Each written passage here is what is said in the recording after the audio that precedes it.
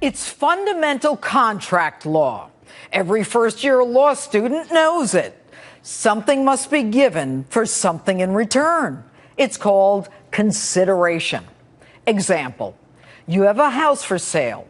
I give you money, you give me the house. Apparently, President Obama was playing golf when they taught that class in law school. Hello and welcome to Justice. I'm Judge Jeanine Pirro. Thanks for being with us tonight. Do you remember right after he was elected, President Obama ran to Cairo to give his first foreign policy speech where he proclaimed that he wanted to seek common ground with the Muslim world, that his was a new presidency, and that he was no George Bush. There must be a sustained effort to listen to each other, to learn from each other, to respect one another, and to seek common ground. As the Holy Quran tells us, be conscious of God and speak always the truth.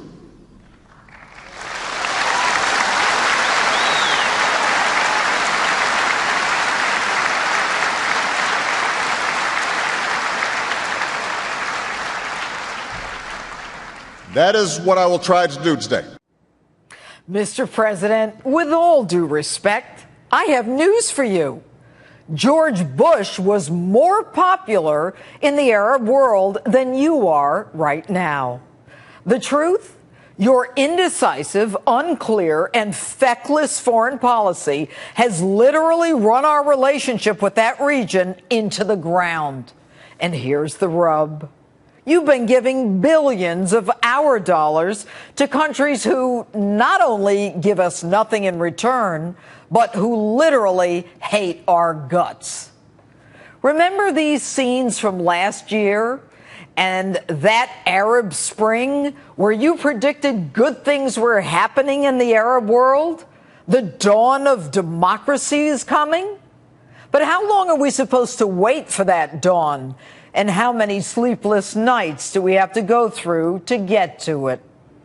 Ironically, it was your administration that threw Egyptian President Mubarak under the bus, in spite of the fact that all had been stable and secular during his 3 decades of his rule. And then you praised the speedy so-called democratic election of President Morsi of the Muslim Brotherhood, who then proceeded to suspend the Constitution, institute Sharia law, and tolerate, if not approve, of the victimization of Christians.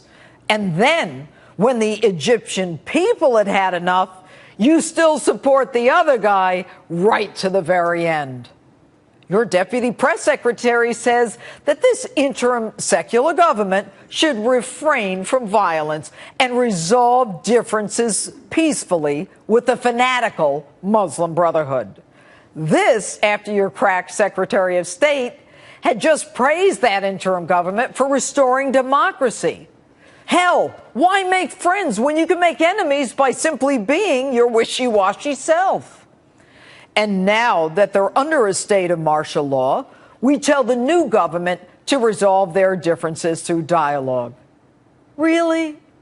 How would you like it if when the city of Boston was on lockdown and under a state of martial law, the Egyptians called on us to resolve our differences with the Boston bombers peaceably?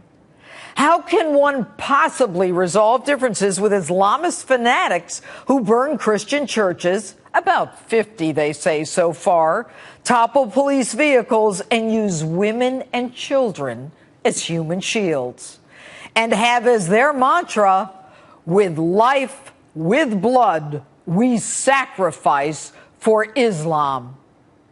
Mr. President, now it looks like you're supporting fanatical Muslims. And to top it all off, you call on the new Egyptian government to release Morsi, who's now in jail, accused of murder. While you're at it, why not ask them to release Mubarak, who's residing in the same jail, and maybe they can have a go at it again? Now, I don't want to take sides here, but it seems to me mistake number one was sacrificing Mubarak, our ally, the one who gave us access to the Suez and overflight capabilities in return for the billions we sent him. And by the way, Why do we even feel the need to make the world safe for democracy? Who the hell put us in charge? Aren't enough Americans suffering, out of work, losing their homes, without having to lose their sons and daughters too? What are we even doing in Iraq and Afghanistan? Why are we spilling the blood of young American men and women in a part of the world where they burn us in effigy? Why are we bringing Americans home in coffins? For what? We want to bring democracy to parts of the world who hate us, who despise us, who want to kill us, people whose life mission is to murder as many innocent Americans as possible. Who are we to tell them what to do? Why do we keep getting into these messes? And, Mr. President, you're no help. I say what I mean, and I mean what I say. No one believes you or your administration, whether it's talking about that despicable video from Benghazi, or we don't spy on Americans, or the IRS doesn't target political enemies. No one respects us. No one fears us. You even get bitch slapped by Russian President Putin after begging him for 5 weeks to return NSA leaker Edward Snowden. What's that, you say? We don't understand? It's all about oil? That's a bunch of hogwash. I have an idea. How about we, the United States of America, develop our own energy source? America is fully capable of doing just that. You should have approved the Keystone Pipeline.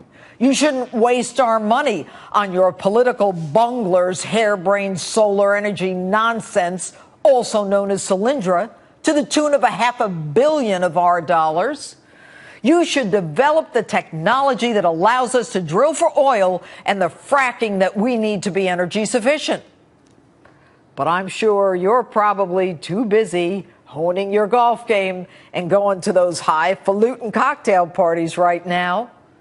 Reports are that you're determined not to allow the chaos and complete constitutional crisis in the most populous country in the Middle East, our one-time ally, until you showed up to interfere with your vacation.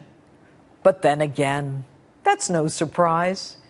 During the Benghazi attack, you went to bed. You never even asked how things were going there. And then you fire up Air Force One to fly to a Vegas fundraiser for yourself. And during the bin Laden raid, when you weren't being photographed in the Situation Room, you were in a different part of the White House, playing cards. And during the Libyan crisis and the Japan earthquake in 2011, you were filling out your NCAA March Madness bracket. And in 2010, you were golfing during the BP oil spill. Wow, you must be a scratch golfer by now. Maybe Tiger gave you a few tips when you last played with him. But it's your willingness to send our money to those who do nothing but hate us that has the whole world laughing at us. And it's not just in the Arab countries. Throughout the world, your international policies have created a catastrophic loss of respect. In Europe, in Russia, in China, in Japan, and Mexico, not to mention the Muslim countries. We may have lost their respect, and we may have lost their fear, but you don't have to add insult to injury by sending them our money, too. And back to law school and the law of contracts. Mr. President, I'm sure if you did miss those days in law school, there are a lot of places that would let you audit some contracts classes. You could even send in the NSA to take notes for you.